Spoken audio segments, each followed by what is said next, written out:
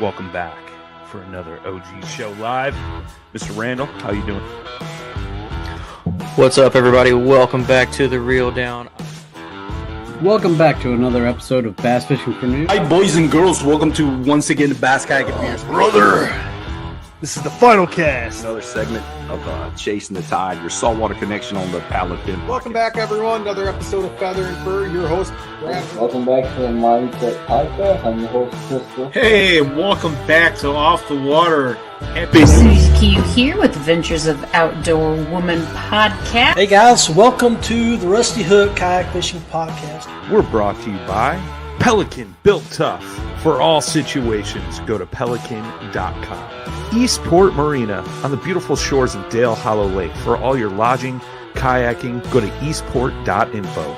Yak Gadget. For all your fine kayak fishing accessory needs, go to yakgadget.com. What's going on, Facebook Live, YouTube listeners of the podcast? Welcome. Hey, Jay. Hey, Brian. This should be fun. This should be fun.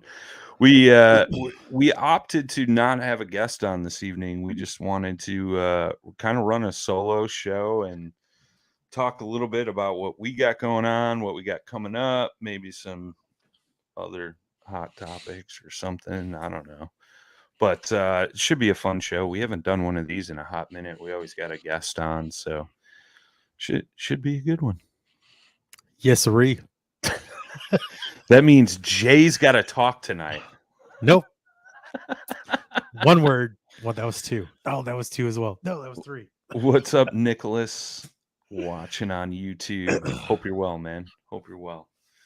But yeah, what's good, man? I mean, we've both been talking on the phone, obviously, quite a bit, and it's like we should just do a podcast right now because, like, that's how our conversations go. I feel like the past two have definitely been like they would have been pretty good podcasts. I think. What was it last night? I think we were on the phone for like an hour and 40 last night. Was it an hour and 40? I'm gonna look. No way, dude. It was. I don't even like talking to you that long. There's no. I have like an alarm that goes off. Hour and 37 minutes. There's no way, dude. iPhone doesn't lie, bro. Well, I think you pretty much said it in the very beginning. iPhone. I don't know, man. But no, it's good, man. We've been bouncing some ideas off each other. We're both kind of doing some new stuff this fall. Yes, sir. But I mean, fishing season is kind of wound down for the both of us, which, you know, is good and bad. Like, I miss that fall bite, but at the same time, like, I think I was telling you, and I know I told my old man, I'm like, hunting season's like 3 months out of the year. I could fish all year round. So, oh, sure. You know, I kind of shut down and get ready for that, and kind of it's exciting though, right? You know what I mean? It's like you wait this whole year, you know, you wait all year. I mean, at least for deer, you know, and then, you know, it's upon us, and, you know, you've got new places. I've got new places. It's like, so it's like, all right, cool. Let's get out there. Well, it's the same, like, maybe not necessarily for you anymore, Mr. Tennessee, but, you know, you wait all winter for it to start warming up so you can hit that open water fishing bite again, you know? Mm-hmm. So it's kind of that same feeling, you know? Yeah. I mean, you get through the whole fishing show season and, you know, and then it's all right, let's get back on the water. You know, you get all amped up through the winter and ice fishing and all that stuff. And, you know, all that good stuff. Nicholas says the fall bite is tough here in Maryland. Maybe and for you just got to go follow around Derek Brundle's up that way, man. Just go find that guy and follow him around for a minute. Either that or switch it up, man. Go for something different. Yeah, I know. Like, it's funny. I was on the Noob show that aired this week with Sean and Susie. Susie's been co-hosting with Sean, so that's kind of a cool dynamic there. But we were talking about fall transitions. I'd recommend go listen to that show. It's there was a lot of good insight on it. I remember we finished recording, I think it was like Sunday night or something. But I was thinking to myself, I was like, man, there's a lot of good info in there. It kind of makes me want to, get back out there a few more times before I hang up the fishing rods for the year. Just because, your techniques are a little bit different than summer and things like that. It's jerk bite starts coming into play. Crankbaits. Yeah. We were talking about like how shad start to die off. So, using like a flutter spoon or weightless. Why do I always forget the name of this? A weightless fluke. Oh yeah. So you got that slow fall and a little Yep. bit of flash as it's dropping down in Mhm. that water column, and they'll come up and smash it. Yeah. It's fall time. Those bass are putting on the feed bag, getting ready for winter. And again, depends where you're at. Nicholas is obviously in the north, being in Maryland, so they're going to push up shallows, start chasing around, bait fish, things like that, and just feeding. But I remember the first 20-inch bass I caught out of a kayak it's like end of September, beginning of October here on the home lake. And I was just ripping a chatterbait through the weeds, and he just smoked it, I love the power fishing bite, man. I mean, fall, like cranking is so much fun. I love it. I mean, you could do it in the spring, but man, in the fall, it is just on, I even got into doing a little bit this summer out deep, and caught a few fish doing that. Kind of switched it up from the shaky head. Like we were on that swim bait bite with an underspin, and I was like, you know what, I'm gonna whip a crankbait a few times, and I caught some nice fish on it. And it's so much fun on that moderate rod, dude. Like, that rod loads up and it's just like game on, Yeah, and like throwing like what, like a flat sided, crank out there. I mean, those are usually going to generate some pretty hard hits, especially as the temperatures start to drop. Oh yeah, for sure. Well, and that's just it too, right? Like we talked about like how that water temperature transition kind of works out because all summer long, like your warm water's been up on the surface, your cool water's been out deep, and that's why a lot of bigger fish transition out to that deeper thing. And then right now with the cooler nights, that surface temp is kind of cooling down. So that warmer water is kind of in that in between, and then as the day warms up, that water warms up, and then they push up shallow, and then they kind of go back out. And then, come wintertime, you hear about lake turnover. Basically what's happening is your cool water's on top and your warmer water's down deep. So that's why, like, when we ice fish a lot, we're fishing deeper holes and things like that, or deeper structure, because that's where the warmer water is. The coldest water is actually right under the ice. Well, it's I think it has more to do with too that those temperature levels are constant at a certain depth. Yeah. So you're not having the fluctuation. Yeah. As much. Yeah. So that's, they're pretty much just going to use everything else as like a buffer. Yeah. Yeah. Because I think even I don't know if it was Gene Jensen that said it or it was Ron Champion, but they were talking about fishing in Georgia, like in the dead of summer. Like you got to be careful how you fight your bass on the way up because you could kill them because of the temperatures. Yeah. So, I mean, that plays all into it. Yeah. I mean, but the fall bite, man, it's, I was just telling you, like, I miss already the northern falls. Northern autumn, that is. It was a high of like 65 today. Yeah, see, so it's nice and cool. It's cool here right now. Yeah, but it was like hot. Yesterday. And then today was the first day of fall, wasn't it? Was it today or yesterday? I guess yesterday. I don't even pay attention to it anymore. Well, the only reason why I know is because Susie had mentioned it on. You're probably right. 9/21. That seems about right. Yeah, today's the 22nd. Yeah. Yeah. I don't know. Either way, though, I mean, either way, it was either yesterday or today. This transition, I think. I mean, if I had to pick like of all the seasons, I think, fall, like especially the transition into fall and even out of fall, it's probably some of the best times of the year. I agree, man. You get those cooler nights, Mhm. still relatively warm during the day. Leaves are changing colors, get a little bit more breeze. I don't know. It seems like nature is kind of making that transition, and it's cool Oh, to sure. sit back and watch it. Yeah. Whether you're fishing, hunting, whatever it may be. Like, remember how I mentioned like that smell in the air Yeah. in the Oh fall? yeah. It's like it's so distinct, Sure. especially in the Midwest. It's like it'll be interesting because I haven't experienced the fall out here yet. So, it's funny. Like I'm like, I want cold, and these people are like, you're nuts. They're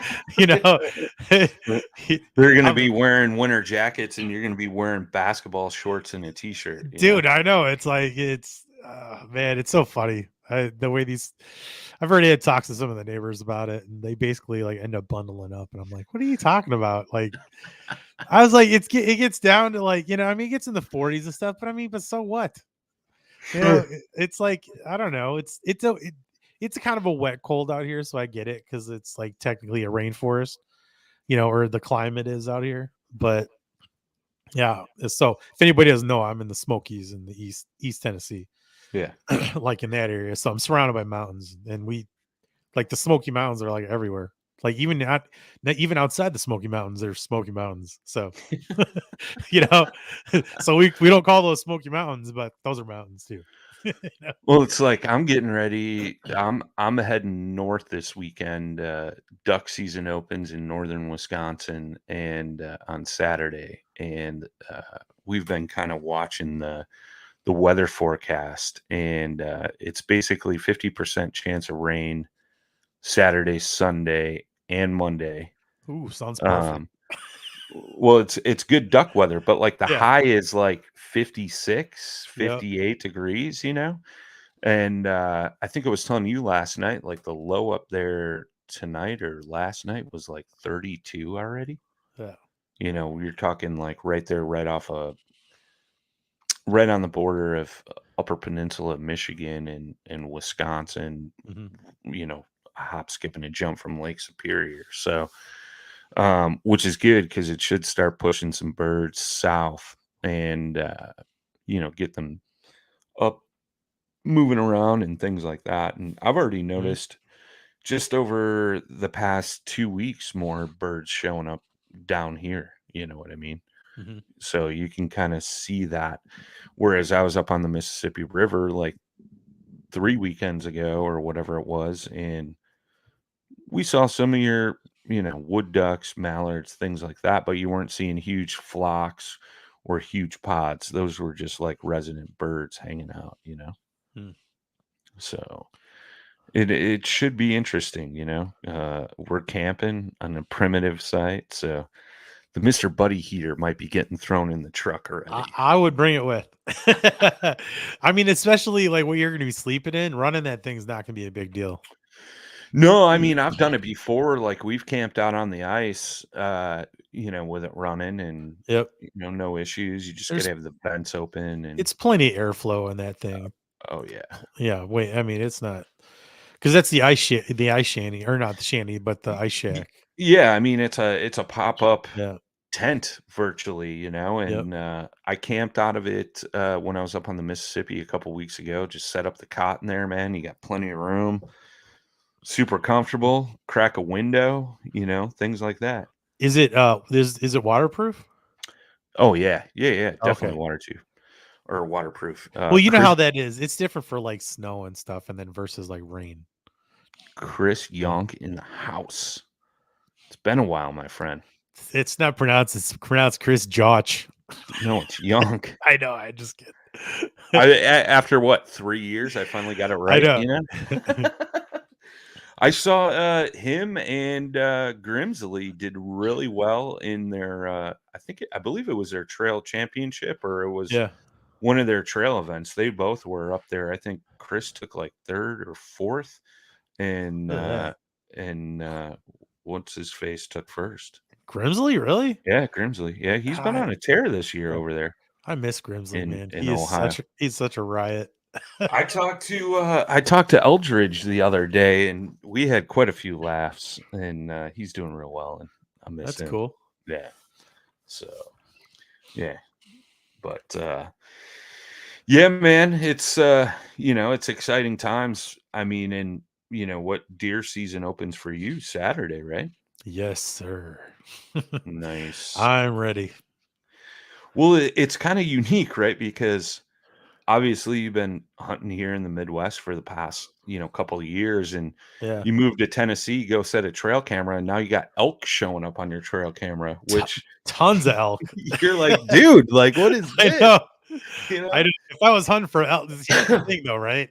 If I was hunting for elk, I would have a lot of deer on that camera. So we know how this would go. Yeah, right. But yeah, I'm always sending you pictures of elk. I mean, I don't even send you all of them. I mean, that one bull elk that walked through the other day that you sent me was huge. I was like, dude, you got to get in on that, because I know they opened that up, and it's kind of cool to see that, it's like, we talk about fish habitat restoration and stuff all the time, but to see what they're doing for, it's not necessarily hunting, but like elk used to roam 80% of the United States, and you're seeing a lot of states reintroducing herds of elk in all these different states, and they're thriving, which is awesome to see. Like, I know Tennessee, Pennsylvania, UP, Wisconsin. Minnesota's probably got something going on too. Yeah, I believe Minnesota, definitely has some. I mean, that whole northern part of the country, is pretty much getting reintroduced, which is great, and it's cool to see, man. Like, how cool is that? Like, you could drive 20 minutes from your house and hear an elk bugling in the woods as you're taking a hike, like. Yeah, it's pretty unique, man. I mean, and here's a testament to like the whole conservation side of things, right? Because I mean, obviously elk were like, dang near, wiped out, back in the day in these areas, along with other animals, because we were so awesome. And then they started bringing them back, and it's been so good, or it's working so well here in Tennessee that they're actually going to offer more tags next year. That's cool. Yeah, and it's the same thing up north Wisconsin, from what I understand. It's those herds are growing, and they're kind of spreading out a little bit, and I don't know, man. Like I told you, I would start applying for that, get some preference points and things like that, because those are all lottery tags and things like that. But it's kind of the same way with buffalo. Like, I know in the Dakotas, the buffalo got wiped out years ago, and they've rebuilt that to the point where now it's like you could almost go buy a tag over the counter. Yeah, it's cool. I mean, and the thing is too, it's funny with like the decrease of hunters, and then like there's all this, all these different animals now, So I mean, the reality of it is, you get an elk. And again, you can't do that all the time, but you get one, and that's like a half a year to a year's worth of meat. Dude, I saw an epic. I should have saved it. I think Waypoint TV shared it on their Instagram page, and it was 2 bull elk fighting in a creek. And the whole time I'm thinking, that's 1,500 pounds versus 1,500 pounds just smashing into each other like head on. Like, they were whack, like just ramming each other and just, battling it out on the antlers. And I'm like, that's intense. That's a lot of weight getting thrown around right now. Like, people don't realize sometimes how big elk are, you know. They think it's the size of like a white-tailed deer, and it's what, Oh, it's 5 definitely times that, you know? it's definitely not. I mean, it's like night and day. Well, it's the same thing with a moose, you know, like, Oh, that's insane. Yeah. I remember, talking to my uncle, John Rapp in the house. "What's up, brother? 2 What's more, up, Big Johnny? Daddy. 2 more, Big Daddy." Uh, um, Talking to my uncle when he was stationed in, Alaska, right? You know, he's like, "You hear about people hitting deer here, and it smashes up their car a little bit, you know, like, you may need a new bumper, windshield, something like that." He's like, "In Alaska, people, slam into moose, Yeah. and it Yeah. completely destroys their car, and a lot of Sure. people die from it." Yeah. Oh, we got Eric in the house. Oh, Jesus. We're popping his duck cherry this weekend. Yeah. Good old Farticus. It's totally funny because when we were talking about the buddy here, I'm like, I might not need it because we got Eric coming with. Yeah, He's just there gonna be is. passing methane gas all night. But it's interesting, right? Like, you know, you see a video or a photo of these animals, and Yeah.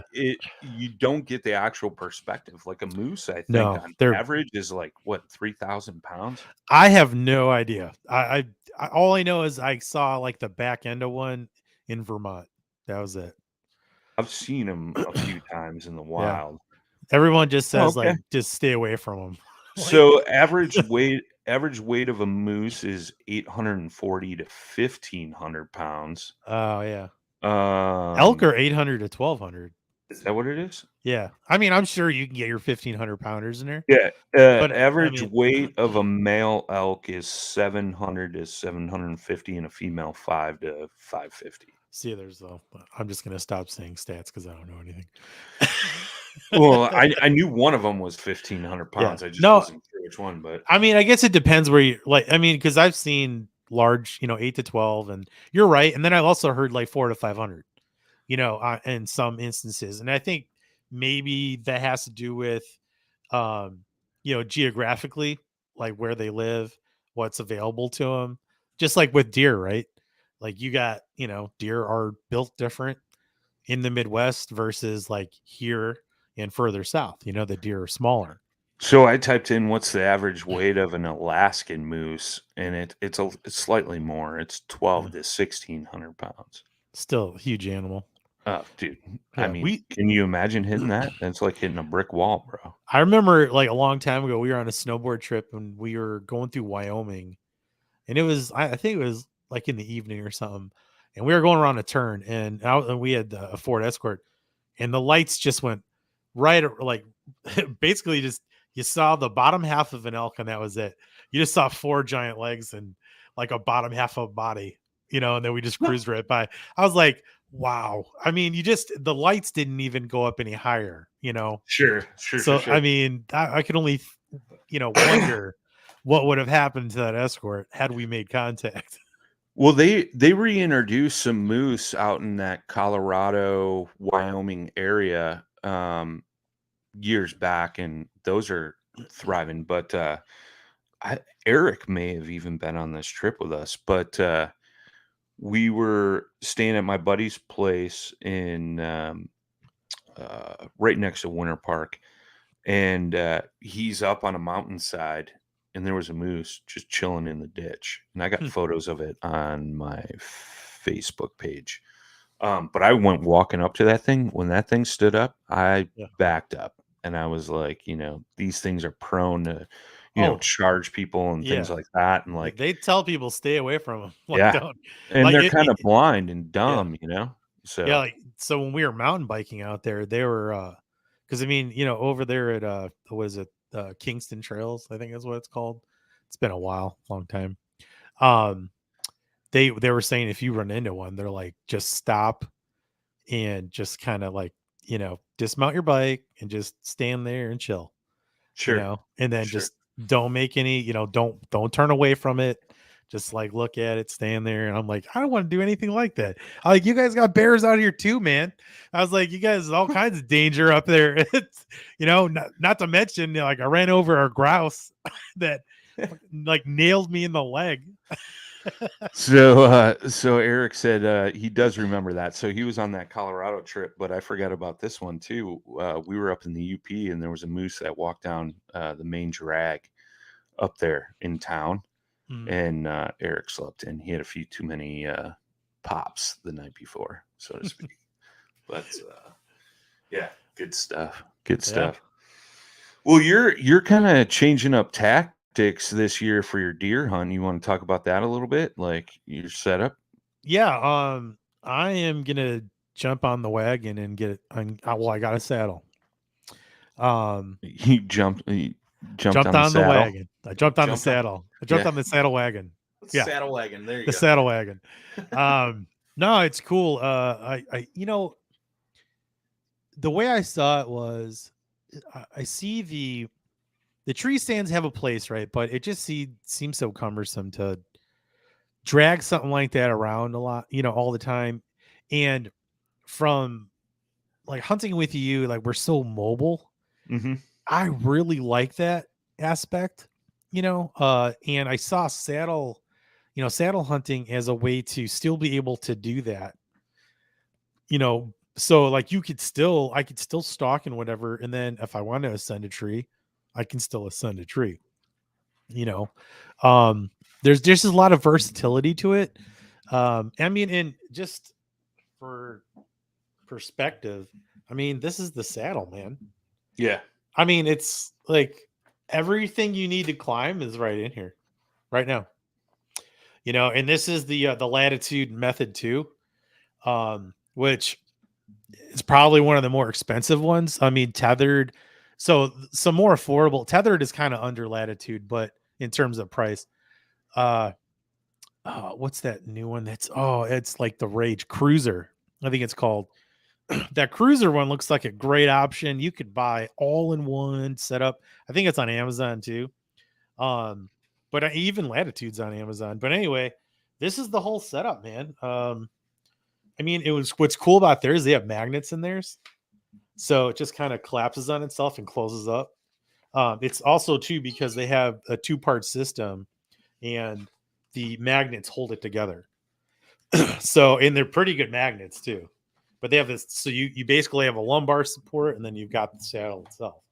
So when you want stuff out of the way, the magnets just collapse on it and it's out of the way pretty much. But yeah, it's really cool, man. I mean, I've had to kind of educate myself on more knots, things of that nature, and the what if scenarios. Because it is kind of weird, but I guess it's not really, because I mean, if you're doing hang-on stands and everything else, it's in a way it's kind of the same thing, but not, in terms of how you tether yourself and hang there basically. But there's a lot more versatility with the saddle too, because you could go 360 around a tree. Yeah, especially, you need a platform, right? Yeah, I don't have that. I do have that, but it's downstairs. Yeah, the platform is basically like a tree stand, like a hang-on stand base, except it's more like, about this. Well, it can be smaller, of course, but mine's kind of, I wanted both my feet to fit on there. So sure. And I ended up with the tethered Predator XL. Which again, there are some cheaper options, but I think when it comes to the platforms, I'm definitely going to spend that money. Well, I guess that you would anyway, just from a safety standpoint, even on a saddle, but definitely on a platform. You might as well just try to get the best. And tethered is not the best, but like they're, basically up there with all the other really good ones. Sure. Because even Latitude makes, one and all that. But so basically you have this, and then you have a platform, of course, and also climbing sticks. You could do sticks, you can do 4 sticks, 3 sticks, 2 sticks, 1 stick. There's all different ways to get up that tree. And A lot of like arborist type applications are applied. That's where tethered came from. Sure. But yeah, I mean, it's really interesting though. It's kind of cool because I'm also learning like how to climb trees with ropes. Yeah, going back to the versatility. I think it was last night I was watching a hunting public video on YouTube. If you guys don't follow them, go give them a follow. Go follow them. They're worth it. We mentioned them in the tick episode, and we gotta jump on that too after this. But they were out scouting, bumped a buck, went back to that same relative area the next day. They had their saddles climb up in a tree. This buck is cruising straight for him, but then kind of turned and dropped down behind a hill a little bit, but it was super windy. So they popped down the tree, circled around the backside of the hill, and came out.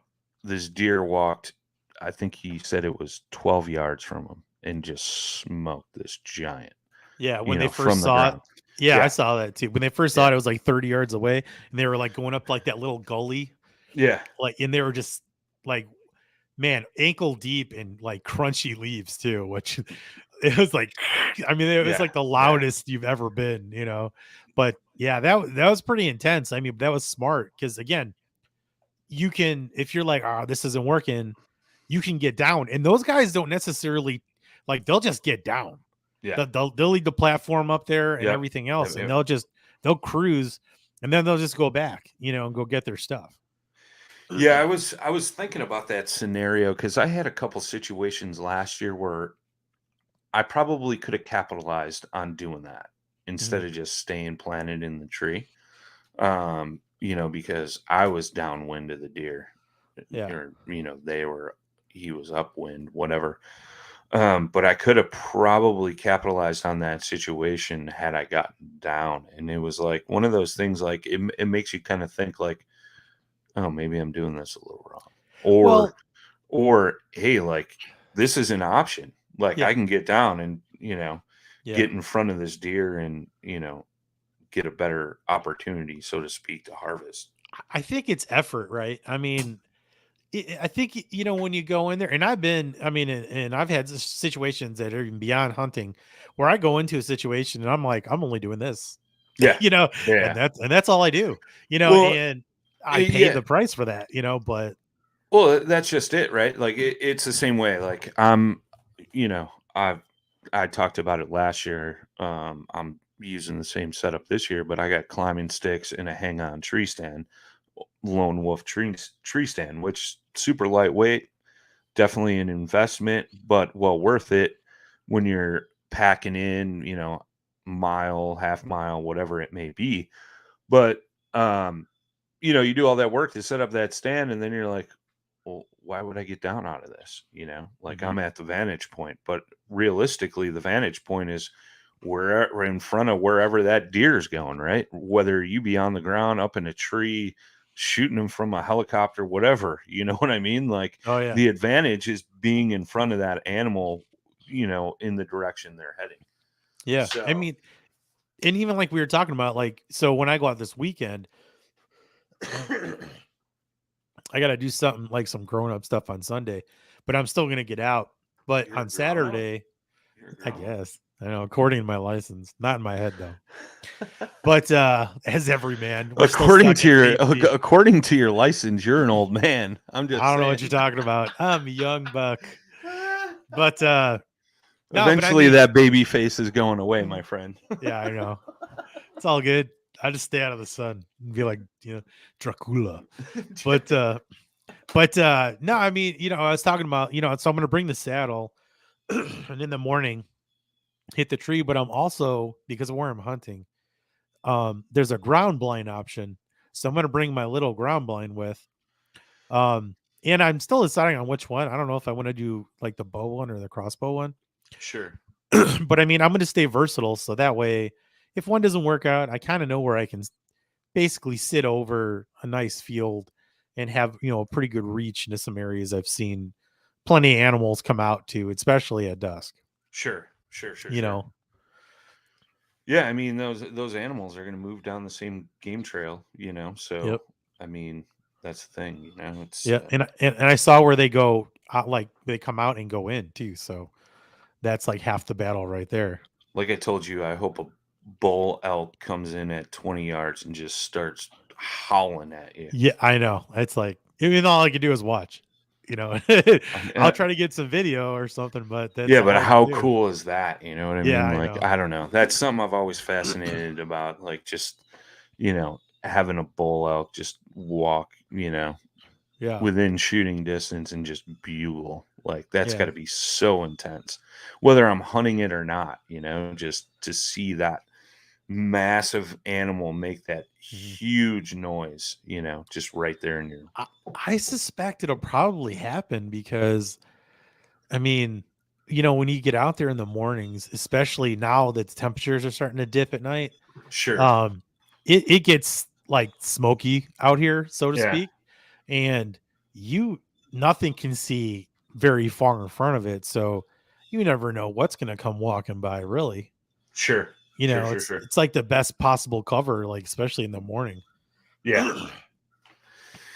Yeah, it'll be interesting, man. I'm excited to hear about opening morning for you, and I'm, you know, excited for, you know, my good friend Eric in the chat to get up north, experience his first duck season, and you know, we kind of introduced him to rifle deer season last year, and he had a really good time, even though he didn't harvest an animal. But he's like, dude, just this whole experience was really cool. So, you know, I'm excited for that, man. I always love seeing people get into the outdoors, no matter what it is, you know.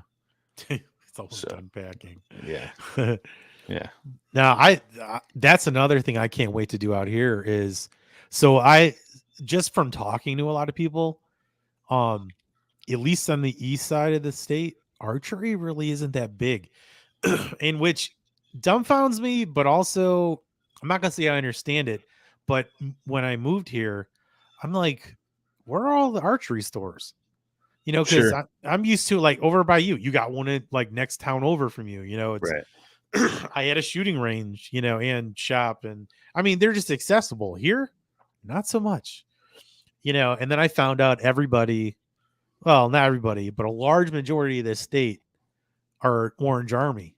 Yeah, you know, so that's when everybody comes out of the woodwork, you know. And plus, out here, the rut is the first 2 weeks of November. So, and that's, you know, pretty much when they're allowed to come out and play. You know, like sometime I got to look up the date, but I'm going to join it this year. I mean, yeah, why not? I mean, why not? I mean, exactly. I mean, it's what an experience. I mean, you know, when you're, you know, not counting Wisconsin, but when you're so used to restrictive rules and regulations in Illinois, or, I mean, obviously you can't even, I mean, you can do, there are variances on the rifles that you can use now, but largely it's always been slugs. Sure. It's in terms of hunting, and somebody will be like, not in private. Yeah, I know, not in private, but you get my point. Right. But in Wisconsin, right, you could just, one of the things I love about Wisconsin is you go to a stretch of public land, you just walk in with your rifle, you know. But even better than that, Tennessee's rifle season is like a month and a half. Oh, that's crazy, dude. You know what I mean? So it's, and you could just, I mean, there's regulations everywhere, right? But you can, you know, as long as you like look everything up. I mean, there's state regulations, and then there's what's it called, hunting area regulations, and there's different levels of hunting areas, so they all offer something different. Sure. But I mean, it's just, bottom line is this is gonna be cool because it's just, all I did to do is just drive up into the mountains and then just start, you know. I don't have to do that, but I mean, where I am though, that's where I'm going to go. There are some other areas that are a little more like plains friendly, but we're talking like 2 hours west, you know, getting into like more butted up against farmland and stuff like that. There's not a ton of that here.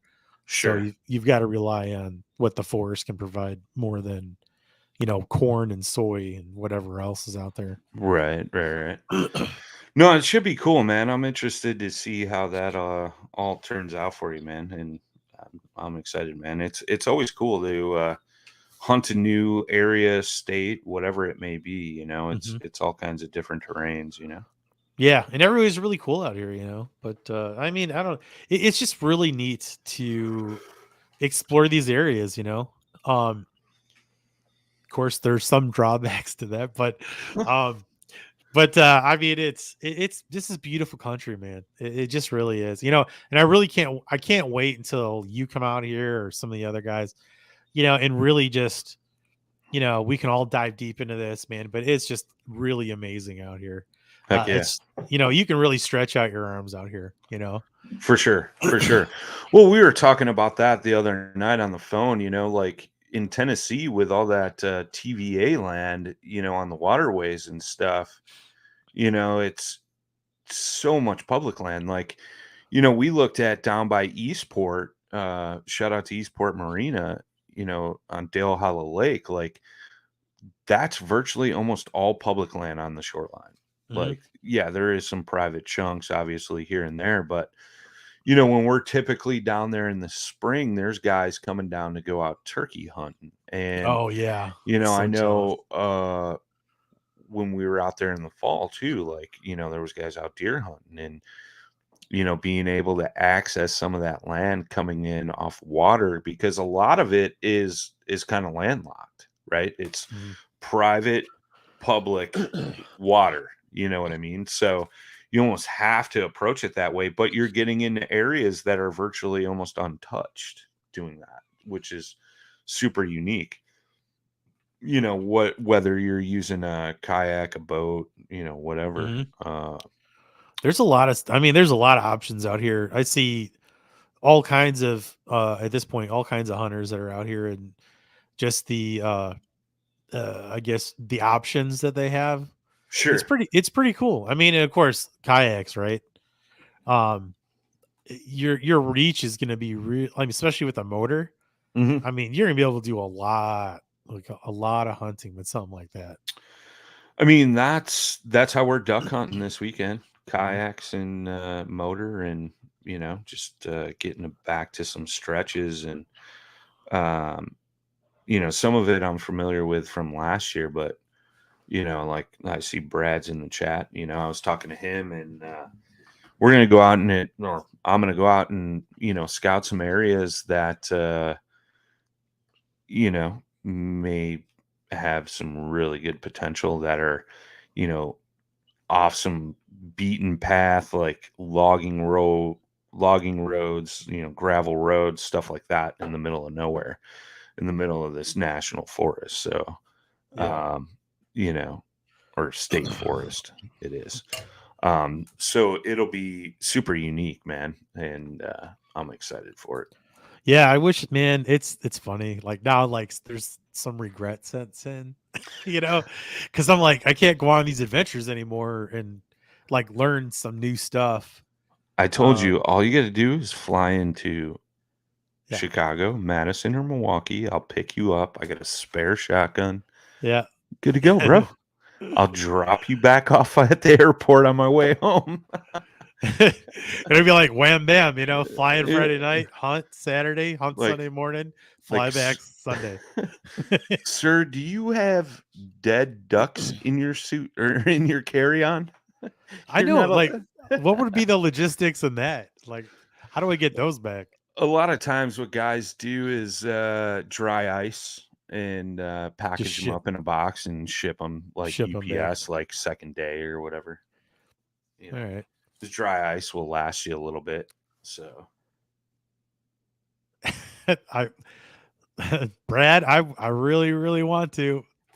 I'm like between a rock and a hard place here with this new job.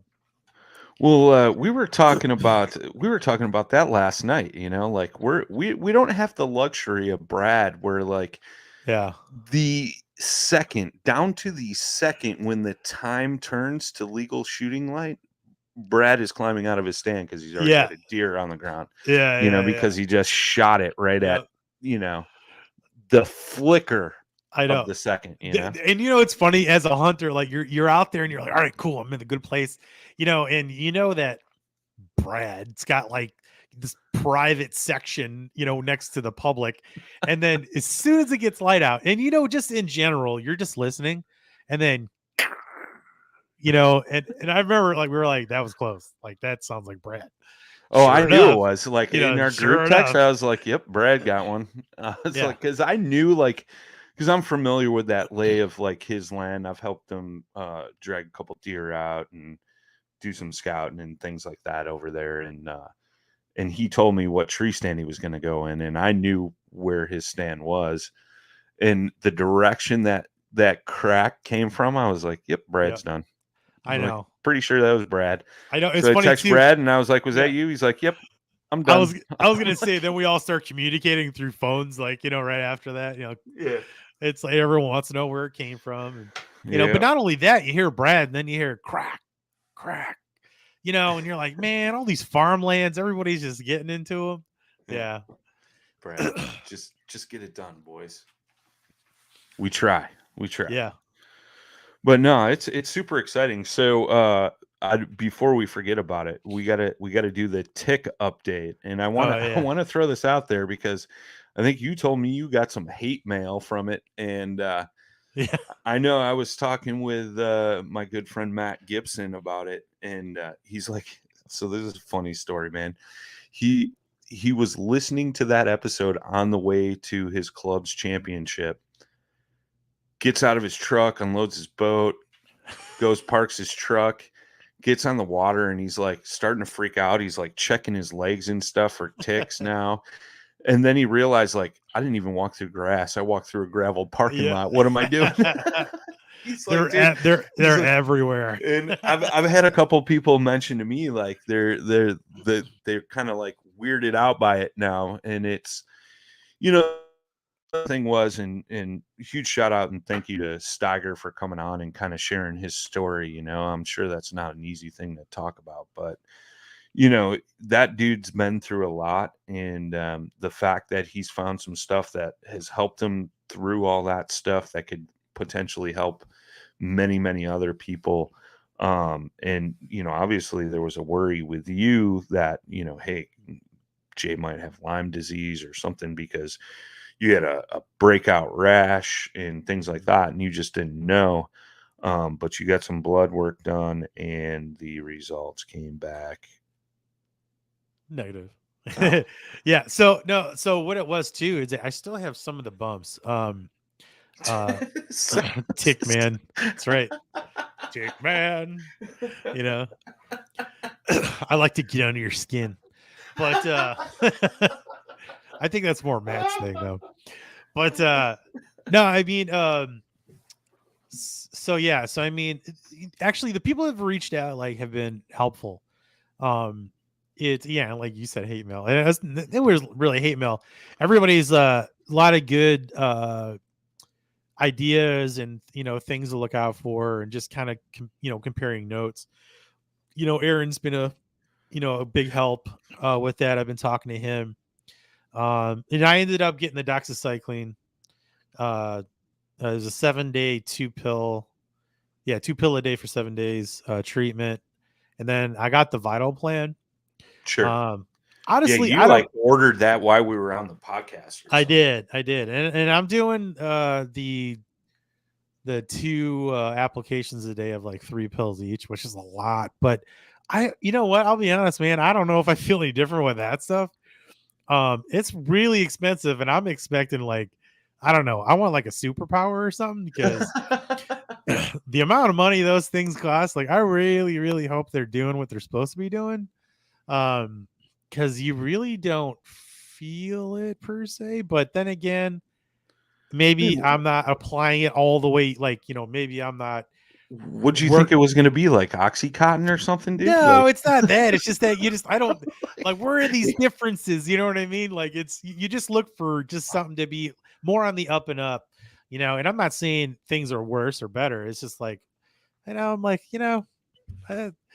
just the amount of money that they cost. You're I really hope these things are doing something, and it's more of a POS thing.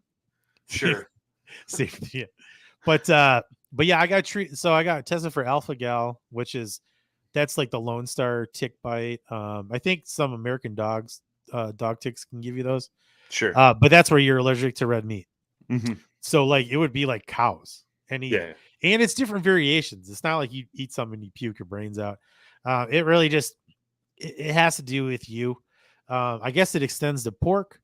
It doesn't extend to deer, which is interesting. But again, I don't know that. Like your body could be different. Mm-hmm. Some people break out in rashes. Some people get like swollen lymph nodes or whatever. It just hits you different. Some people you get barely anything. There's other stuff, like more intestinal stuff that'll happen too. But I don't know. Like I was really it's it's crazy because when you look at the two diseases, right? Oh, and then alpha gal doesn't go away. So that stays with you. So does Lyme will go away, but alpha gal stays with you. And if you get another tick bite, I guess it really amps it up again. Sure. Especially if it's, from one of those ticks. But it becomes like a wager of like, those two. I mean, there's four, right? But those two are like the most major. And you're like, if I had to choose between each, either one of these, I still don't know what I would pick because they both suck in their own way, and they affect you in different ways, so it's like, but no, everything is good. No, I was just going to say, well, hopefully some folks learn some stuff from that episode and that they, now they're educated, they're watching out for it and they don't end up with either, No, I mean, that's the winning formula. You don't end up with anything, like, just treat your clothes with the permethrin. They have like lotion for your skin that's going to be exposed. You can do that stuff. They got sprays. Matt's a nut. But I mean, you just got to take the precautions because like we're all getting older, right? I mean, except for you younger bucks out there. It's different when you're younger versus when you're older, and stuff just tends to stick with you a little longer, and it might hit you harder. So sure, and I was freaked out. About it. So it just basically taught me like, okay, well then you've learned your lesson, dude. Yeah. And we really can't say I'm like out of the woods either. Right. Sure. We waited the 4 weeks, got the blood test, but I could still show signs of it down the line. Sure. More like Lyme, I guess. But I mean, there's still always that chance. So you just really got to take it seriously and protect yourself. I mean, and your family for that matter. Yeah.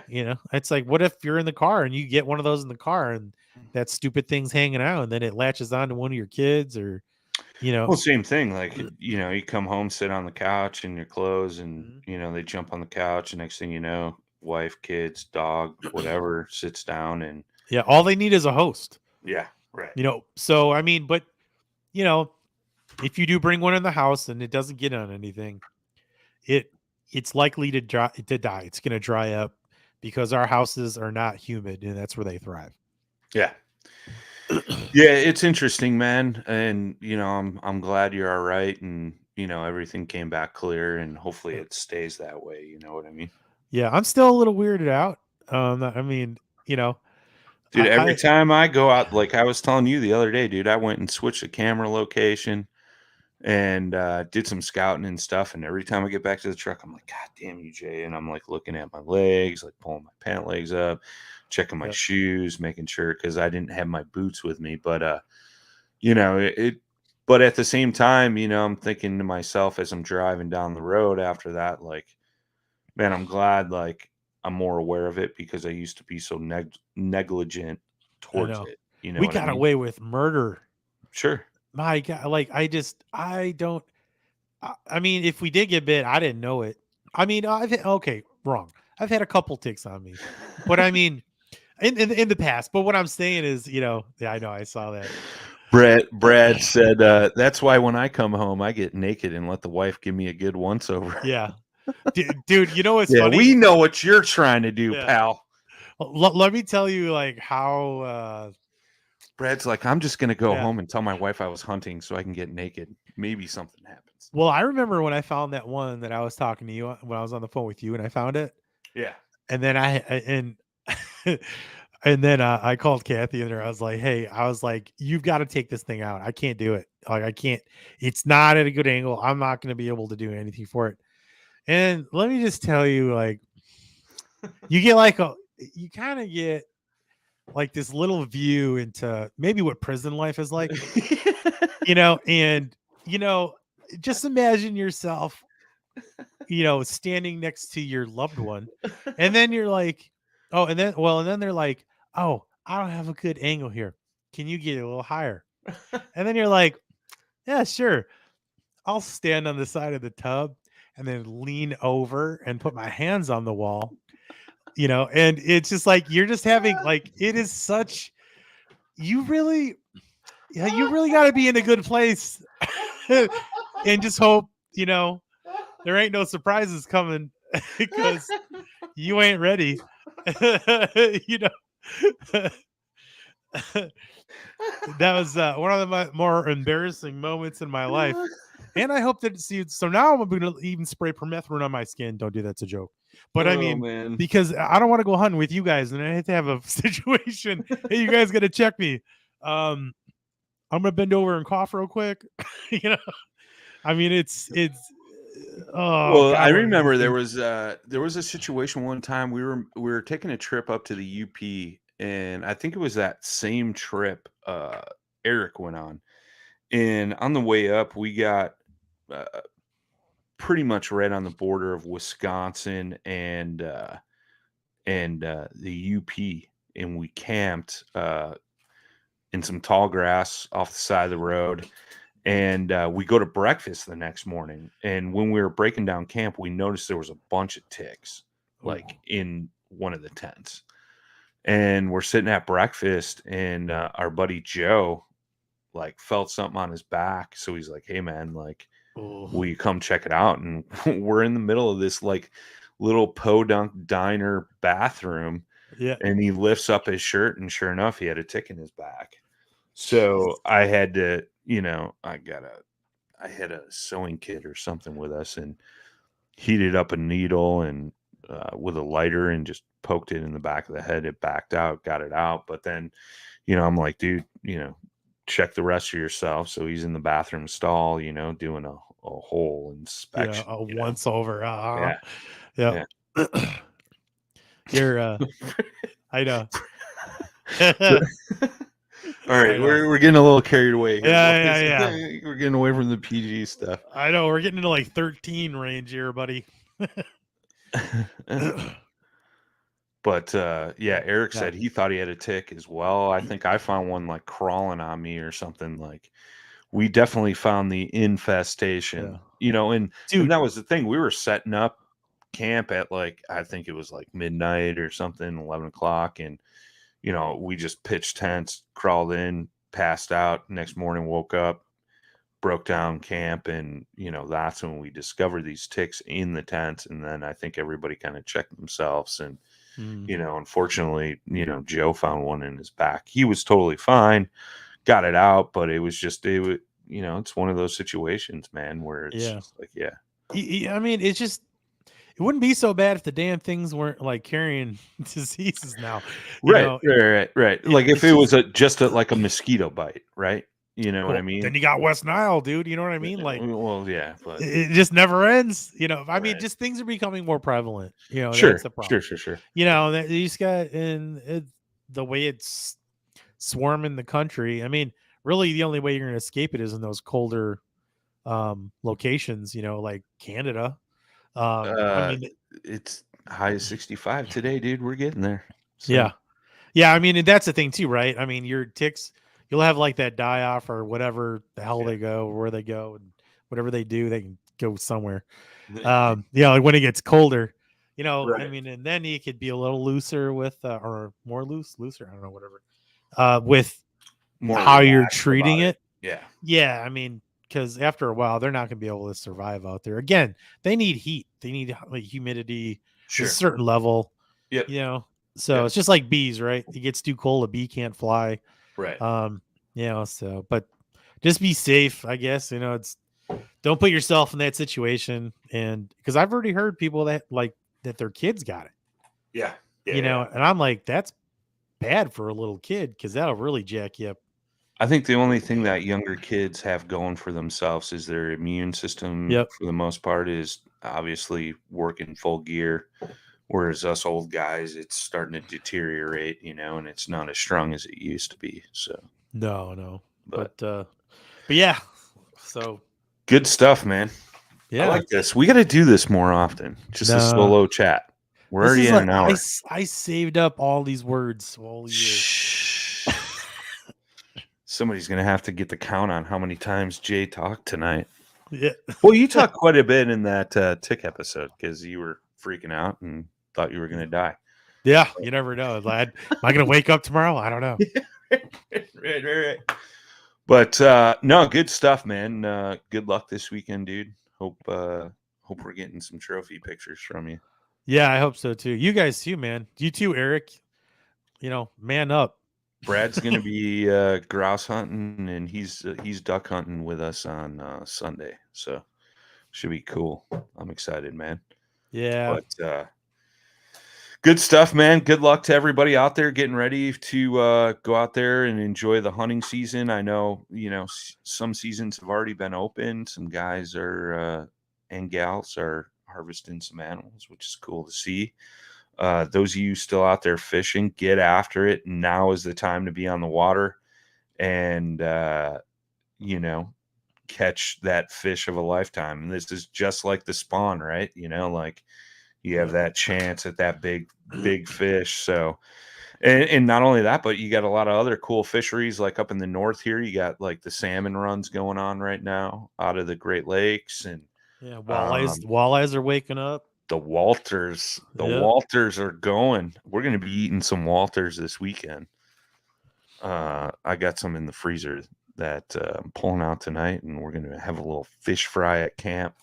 So I'm excited for that. I caught a few nice ones this year out on the home lake, so saved them for hunting camp. So I'm excited, man. Yeah. Oh, I want to say too, I got a couple things wrong on the gun season. I got mixed up with turkey season. Turkey season's like a month and a half, and then it's still broken up by weeks depending on where you're at out here in Tennessee. So it's not as vast as I said. I mean, there's muzzle loader out here and all that other good stuff, but it's still all new to me. Jay's next purchase. Yeah, it's like, no, I'm not doing that. I'm good. I had a chance to get one of those before. I was like, I just don't know if I want to learn that. I keep thinking about it. I think it'd be cool. It'd be a cool experience. I might have a different opinion down the road, but like Pennsylvania. I think I saw this on it was a hunting. It was either a hunting public episode or it was a meat eater episode. And Pennsylvania's got a flintlock season where they use the old flintlocks. Yeah, super cool. I always thought that'd be awesome. Yeah. So yeah, we got a first timer out here, man. Yeah. Joseph Gayton. What's up, brother? What's up, man? Welcome to the show, brother. But yeah, man. Thanks everybody that tuned in tonight live. If you guys missed part of the show, you could always go back, rewatch on Facebook, YouTube. Gets uploaded to the podcast platforms right away. Just search Paddle, the letter N, and Finn. And yeah, shout out to all the podcast listeners. You guys are awesome. Thanks everybody for tuning in. Mr. Randall, thanks for saying more than 2 words tonight. Hey, no problem, buddy. Good luck, everybody. And we'll see you next week. We're here typically 7 Central, 8 Eastern. We did a little early tonight because I got to get packed up, ready to go because I'm leaving right after work tomorrow, or as soon as Eric gets his ass to my house. That means hurry up, Eric. No dilly-dallying. But yeah, man, we will see you guys next week. As always, tight lines, smooth paddling. Peace. Thanks for tuning in to another killer episode here on Paddle and Fin. Be sure to drop a 5-star rating, a thumbs up, or smash that subscribe button on any platform you're listening in on. Be sure to check us out on Waypoint TV, waypointtv.com. Make sure you sign up for the Fantasy Kayak Fishing League at paddleandfin.com/fantasy. You could support this show through Patreon, patreon.com/paddleandfin. Don't forget to check out the website, paddleandfin.com. Catch us on YouTube. If you got a question, comment, or want to see a future guest on the show, be sure to email us at paddleandfin@gmail.com. Shout out to our show supporters, Yak Gadget. You can check out all the fine kayak accessories at yakgadget.com. Pelican Professional. For all your cases, coolers, and lighting needs, go to pelican.com. Rocktown Adventures, your Midwest premier paddle sports destination. Go to rocktownadventures.com. Eastport Marina, the beautiful destination on Dale Hollow Lake. If you're looking for lodging, kayaks, kayak accessories, or anything fishing related on the beautiful Dale Hollow Lake, go to eastport.info. And Jigmasters Jigs. When in doubt, get the jig out. Go to jigmasters.com and fill your tackle boxes